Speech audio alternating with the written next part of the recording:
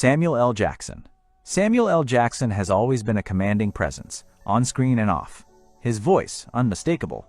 His gaze, fierce. His performances, unforgettable. From Pulp Fiction to A Time to Kill, from The Avengers to Coach Carter, he brought intensity, honesty, and depth to every role. He became more than just an actor. He became a symbol of strength, resilience, and unfiltered truth. But now, behind the scenes of fame and legacy, a different story is unfolding. Samuel L. Jackson's health is very poor, and the risk of complications may be increasing. It is hard to imagine a man so full of life, whose every word carried force and clarity, growing quiet. The man who once lit up every frame now moves with more caution, his energy reserved for small moments, not bright lights. There's a vulnerability now, one that is both difficult and deeply human. Yet even in this fragile chapter, his presence still feels powerful. He has fought battles before, public and private, and he's faced each with dignity and determination. But this one feels heavier. And as those close to him rally around with quiet care and love, the world looks on with a deep ache. We're not just watching a legend, we're witnessing a man who gave everything, now needing rest and grace. Samuel taught us what it meant to be unapologetically real. To speak your truth, to own your power, and to never back down. To the man who gave us characters we will never forget, and who helped shape the voice of a generation, thank you. Your legacy is not just in your films, but in your fight, your fire, and your soul. We stand with you, Samuel, in love and respect. May comfort surround you, may peace find you, and may you feel the deep gratitude of all you've inspired. Douglas McCarthy. Douglas McCarthy dies aged 58. Douglas McCarthy, the irrepressible frontman and chief lyricist of British industrial band Nitzer Ebb, has died aged 58. A statement on the group's social media reads, "It is with a heavy heart that we regret to inform that Douglas McCarthy passed away this morning of June 11, 2025. We ask everyone to please be respectful of Douglas, his wife, and family in this difficult time. We appreciate your understanding and will share more information soon." No cause of death was given. With a style he succinctly described as, quote, shouting and pointing, McCarthy had an almost preacher-like quality, as he sang full-throated commands and declarations, reveling in the body rapture described on their song Hearts and Minds. Paired with the pulsating electronics of the group, their music became a major influence on artists such as Nine Inch Nails. Born and raised in Essex, McCarthy met future Nitzer Ebb drummer David Goudet aged 10 and formed the group with fellow friends Bon Harris and Simon Granger in 1982. With cheap synths and beats hammered out on a metal bin they dubbed John, the group gradually welded together their sound, releasing a demo in 1983, followed by debut single Isn't It Funny How Your Body Works 2 years later. Their ironically martial sound and aesthetic would be misinterpreted by some. The totalitarian imagery reflected the austere political time, the miners' strikes and riots, Harris later explained, but it proved infectious on dance floors, as tracks such as Let Your Body Learn and Warsaw Ghetto crossed over into the burgeoning worlds of techno and acid house. The closest I felt to God was listening to Join in the Chant, the era's legendary DJ Andrew Weatherall once said. Ananda Lewis. Ananda Lewis dies at 52. Ananda Lewis, former MTV video jockey and host of Total Request Live, Hot Zone, and The Ananda Lewis Show, died on Wednesday of breast cancer. She was 52. Her sister, Lakshmi Emery, reported her death. TMZ reported that Lewis died in her home in Los Angeles on Wednesday morning. Lewis revealed in 2020 that she had been diagnosed with stage 3 breast cancer on her Instagram account, where she spoke about not getting regular mammograms due to her fear of radiation. In a roundtable discussion with CNN in 2024, Lewis confirmed that she did not have a double mastectomy after being diagnosed with breast cancer. She revealed that the tumor had metastasized and that the cancer had progressed to stage 4. After being hired by MTV in 1997 as one of the new VJs, Lewis became the host of shows like Total Request Live and Hot Zone, where she interviewed rising and established talents for the network. In 2001, she became the host of her own talk show, The Ananda Lewis Show, which ran from 2001 to 2002. She later joined Entertainment Tonight's spin-off, The Insider, as a correspondent from 2004 to 2005. After taking a break from the industry to pursue carpentry, Lewis returned as the host for the 2019 revival of TLC's While You Were Out. Born in Los Angeles in 1973, Lewis moved to San Diego shortly after her parents divorced, where she lived with her sister, mother, and grandmother. After graduating from Howard University in 1995, Lewis began her career as the host of BET's Teen Summit, a talk show that was hosted by teenagers. After working with BET, Lewis was noticed by MTV and was hired in August of 1997. Hossein Salami. Who was Hossein Salami, the Revolutionary Guard's chief, killed in Israeli attacks? Israeli strikes on Iran, targeting the country's nuclear facilities, have claimed the life of the chief of Iran's Islamic Revolutionary Guards Corps, IRGC, Major General Hossein Salami, including 2 other commanders. According to a statement by the IRGC, its top commander, Hossein Salami, was killed in the Israeli strikes after the unit's headquarters were hit in Tehran. Israeli Prime Minister Benjamin Netanyahu in a video message said, "Moments ago, Israel launched Operation Rising Lion, a targeted military operation to roll back the Iranian threat to Israel's very survival. This operation will continue for as many days as it takes to remove this threat." Iran's supreme leader, Ayatollah Ali Khamenei, has vowed that Israel would receive a bitter fate for itself. According to a CNN report, Hossein Salami, born in 1960 as per a United States sanctions docket, was one of the most powerful men in Iran, overseeing its most potent military arm and reporting directly to its supreme leader, Ayatollah Ali Khamenei. Salami first joined the Revolutionary Guards, a powerful branch of the Iranian armed forces, in 1980 during the Iran-Iraq War, and became deputy commander in 2009, then commander a decade later, per a report by the BBC. The Revolutionary Guards is one of the country's most powerful military and political groups. He was known to have a hardline stance against Iran's rival countries like Israel and the United States. Salami had been sanctioned by the UN Security Council and the US for his involvement in Iran's nuclear and military programs since 2000s, the report added. Esmail Qani. Iran's Quds Force commander Esmail Qani killed in Israeli strike, reports say. Who was he? Israel-Iran war. In a dramatic escalation of the ongoing conflict between Israel and Iran, Esmail Qani, the commander of Iran's elite Quds Force, was reportedly killed in an Israeli airstrike in Iran, according to the New York Times, citing Iranian officials familiar with the developments. The Israeli strike took place during their extensive military operation against Iranian nuclear and military targets, known as Operation Rising Lion, launched in the early hours of Friday the 13th of June. Esmail Qani took command of Iran's Quds Force after the assassination of his predecessor, Qasem Soleimani, in a U.S. drone strike in 2020. The Quds Force is an elite branch of Iran's Islamic Revolutionary Guard Corps, IRGC, responsible for extraterritorial military operations and supporting proxy groups across the Middle East. Qani began his military career during the Iran-Iraq War in the 1980s, leading several brigades before becoming deputy commander of the Quds Force in 1997, serving under Soleimani. Unlike Soleimani, who was often seen on the front lines with Tehran-backed militias in Iraq and Syria, Qani has maintained a lower profile, conducting meetings privately and away from public view. His leadership has coincided with increased Israeli airstrikes against Iranian proxies such as Hezbollah and other paramilitary groups. In October 2024, Qani was reported missing after Israeli airstrikes targeted the southern Beirut suburb of Dahiyah. He had traveled to Lebanon following the death of Hezbollah leader Syed Hassan Nasrallah, who was killed in an Israeli strike in late September. Amir Ali Hajizadeh, Iranian commander killed in Israeli airstrike, oversaw Shahed drone supply to Russia. Editor's note: this story has been updated with additional details.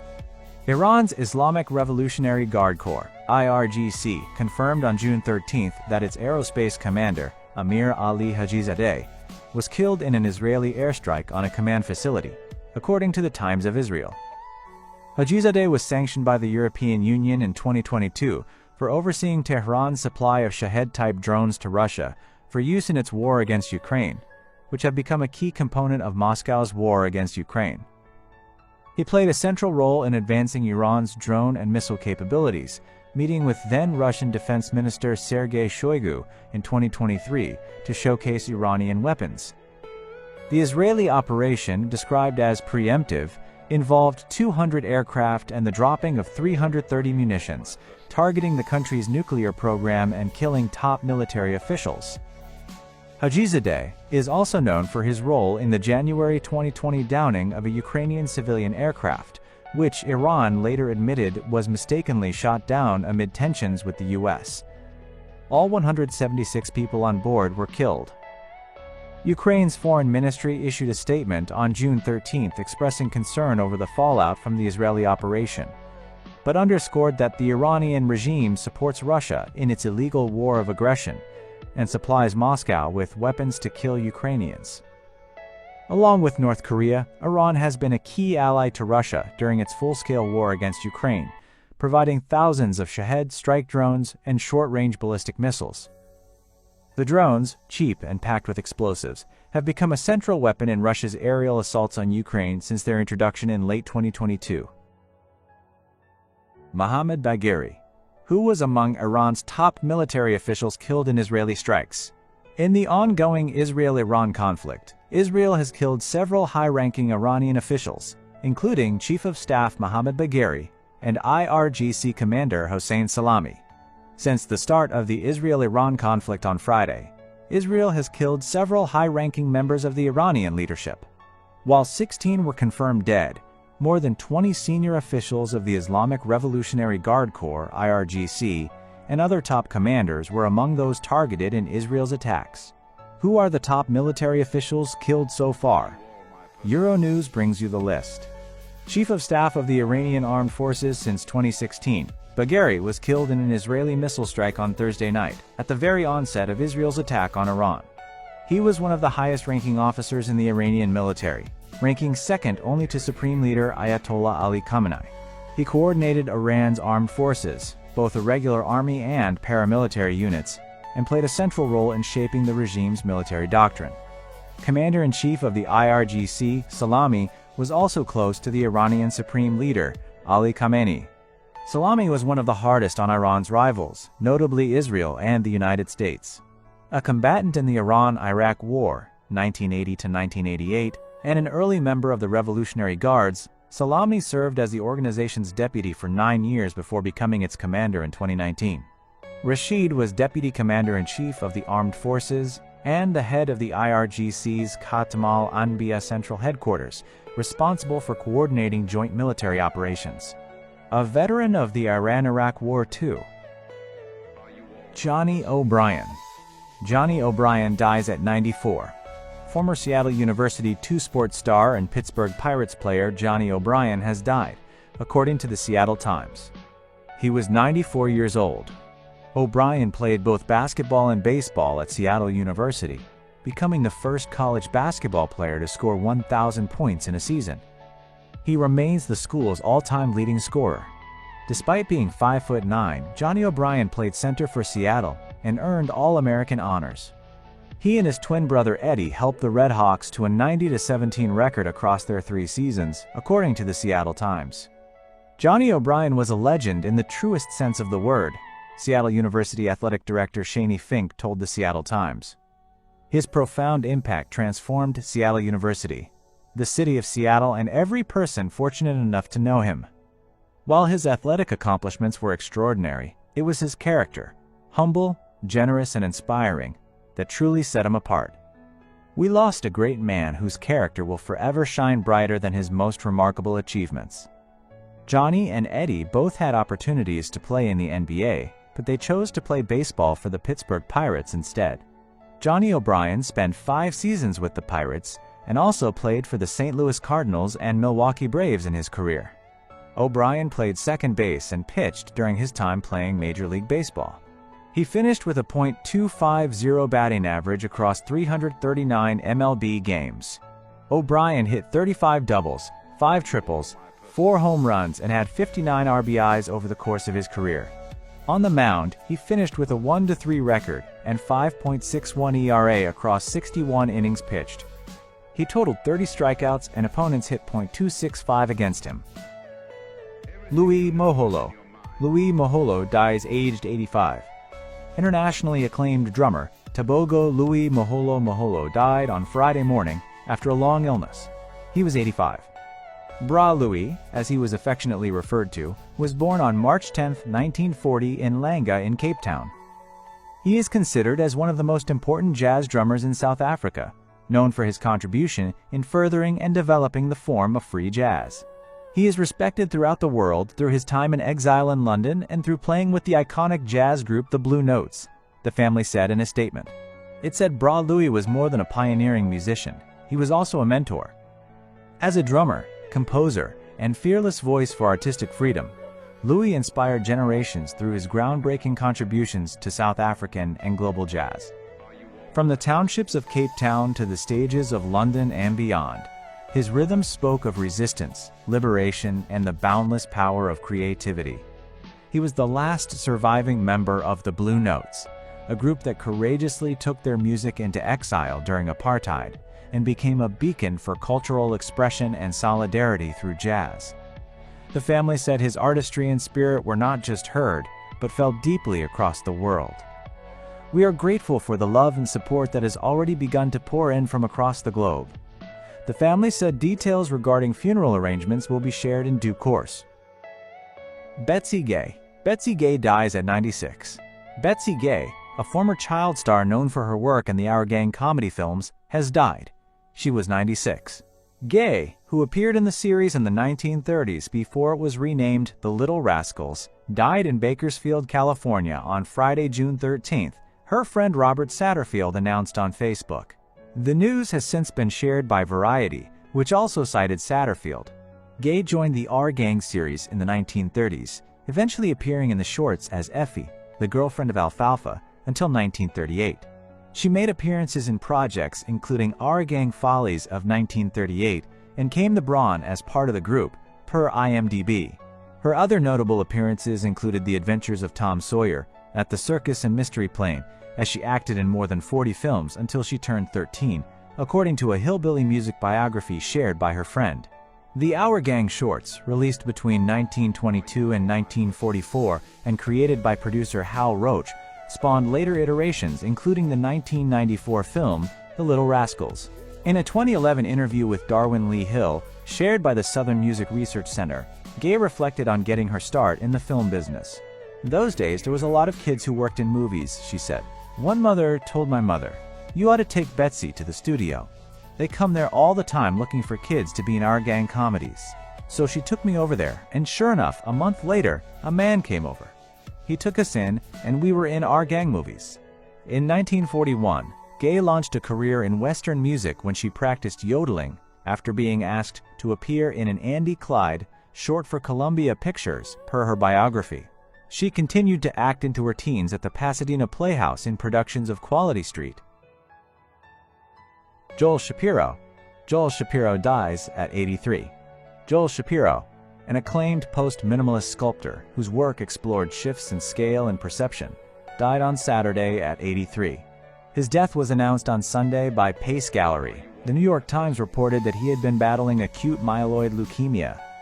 Shapiro's work has been seen widely, in particular his figural sculptures made from bronze and aluminum elements, which have been seen everywhere from the United States Holocaust Museum to the rooftop of the Metropolitan Museum of Art.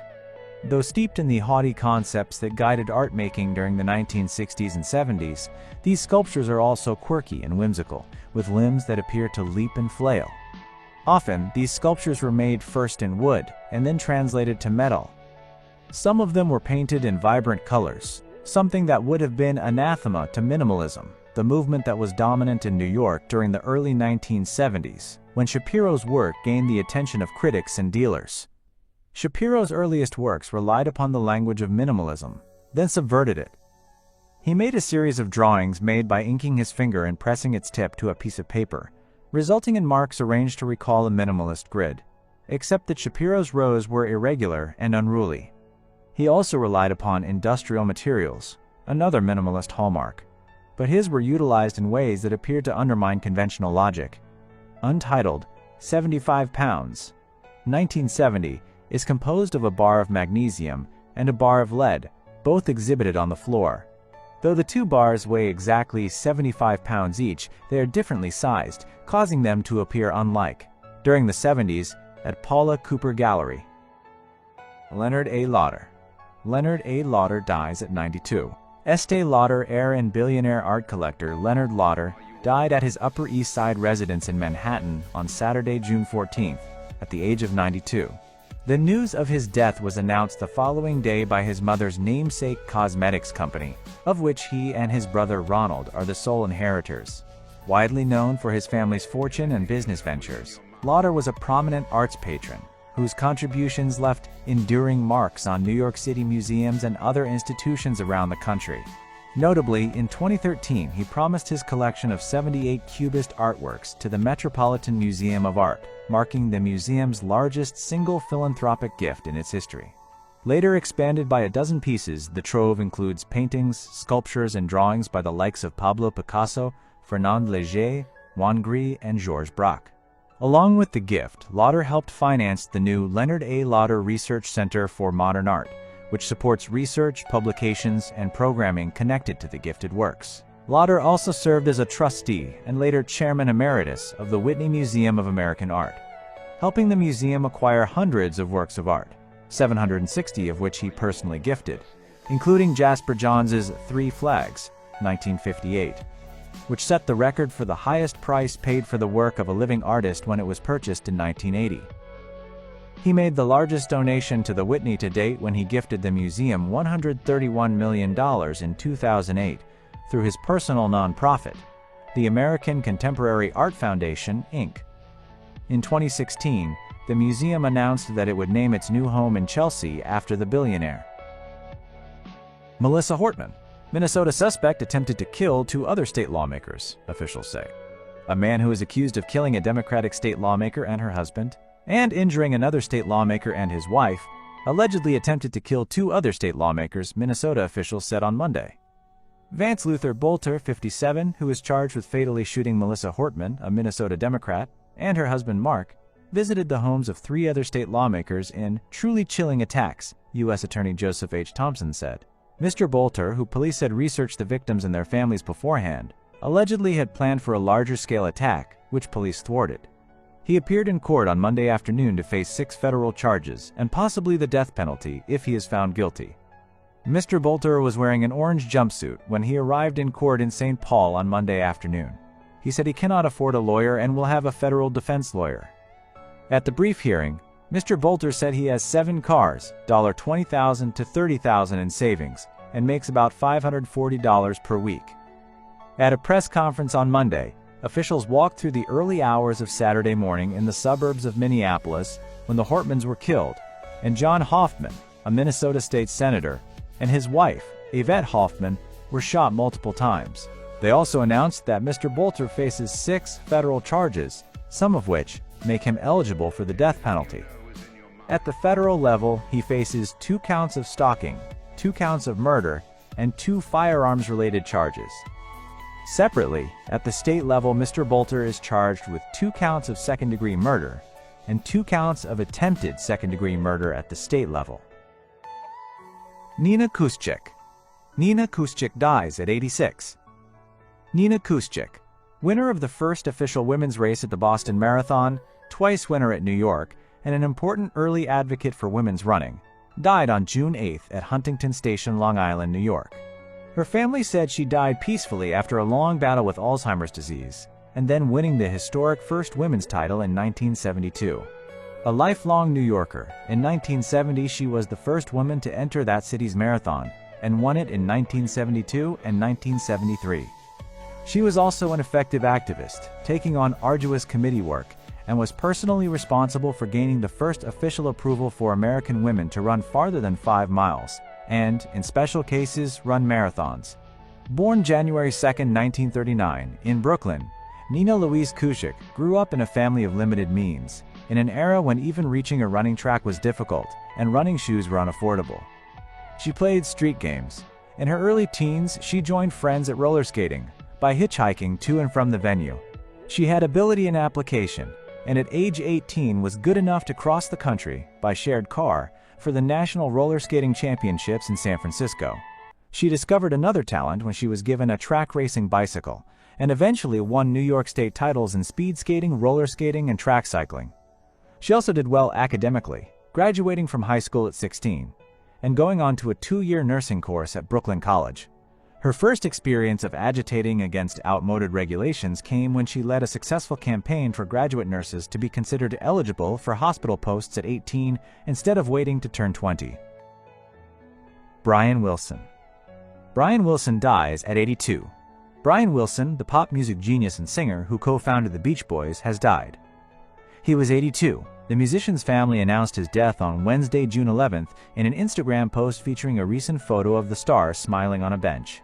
Wilson's Beach Boys bandmate Al Jardine confirmed to People that he died in the early morning of June 11th. "We are heartbroken to announce that our beloved father Brian Wilson has passed away," the statement read. "We are at a loss for words right now. Please respect our privacy at this time as our family is grieving. We realize that we are sharing our grief with the world. Love and mercy." Described by People in 1975 as the formative genius of the group, Wilson served as the rock band's songwriter and co-lead vocalist, and also played bass guitar and keyboard alongside brothers Dennis and Carl Wilson, cousin Mike Love, and friend Al Jardine, who all were part of the original lineup. Born on June 20, 1942 in Inglewood, Calif., Wilson was the eldest child among his siblings, including Dennis and Carl, who were born in 1944 and 1946 respectively. From an early age, he was said to have an aptitude for music, with 2 biographies, Inside the Music of Brian Wilson, the songs, sounds, and influences of the Beach Boys' founding genius, and Wouldn't It Be Nice? Brian Wilson and the Making of the Beach Boys' Pet Sounds, detailing his abilities with pitch and melody. At age 19, Wilson, along with his brothers Love and Jardine, formed the Beach Boys, which was initially known as the Pendletones, and co-wrote the group's first song, Surfin'. By 1962, they released their first studio album, Surfin' Safari. Denzel Washington. Denzel Washington has always been a towering figure, not just in Hollywood, but in the hearts of millions around the world. With every role, every word, every quiet moment on screen, he showed us the power of conviction, integrity, and soul. Whether he was delivering justice in Training Day, carrying deep pain in Fences, or inspiring courage in Remember the Titans, Denzel didn't just play characters, he embodied truth. But now, a quieter, more difficult chapter is unfolding. Denzel Washington's health is very poor, and those who love him fear the risk may soon grow even greater. It is painful to imagine someone so vibrant, so full of wisdom and fire, now facing the weight of illness. The strength in his voice, once so commanding, has softened. The steps once firm and grounded are slower now. And yet, even in this moment of vulnerability, Denzel's presence is as powerful as ever. Because true greatness isn't in the roar, it's in the stillness, in the grace with which he now meets each day. He has always led with quiet dignity. On screen and off, he stood for something deeper, for faith, for family, for discipline, for purpose. Now, as his body grows tired, he holds close to those values more than ever. Surrounded by loved ones and held in prayer by millions, Denzel continues to inspire, not through action scenes or grand speeches, but through his unwavering spirit. The world owes him more than applause. We owe him gratitude for the roles that shaped our understanding of strength, for the words that sparked introspection, and for the example he set simply by being real. Thank you, Denzel Washington, for everything. You've moved us, taught us, and elevated us. Now, may love, peace, and strength surround you, just as your work has surrounded us for generations.